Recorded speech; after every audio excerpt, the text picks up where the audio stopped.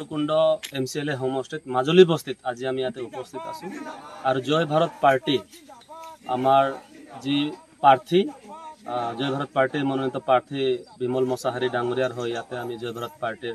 নিৰ্বাচনী প্ৰচাৰ কাৰ্য আমি চলাই আছো আৰু আপোনালোকে চাইছে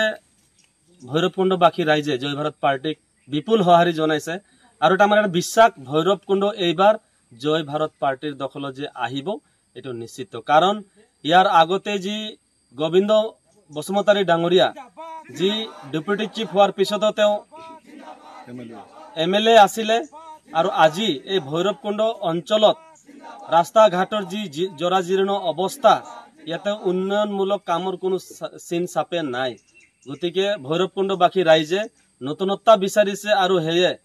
এইবাৰ জয় ভাৰত পাৰ্টি হৈ ভৈৰৱকুণ্ড হোমষ্টেত বিমল মুছাহাৰী ডাঙৰীয়াক जिंदाबाद जिंदाबाद जिंदाबाद गौर जिंदाबाद जिंदाबाद जिंदाबाद गौर जिंदाबाद जिंदाबाद जिंदाबाद कुजुर जिंदाबाद जिंदाबाद जिंदाबाद मुसाहारी जिंदाबाद जिंदाबाद जिंदाबाद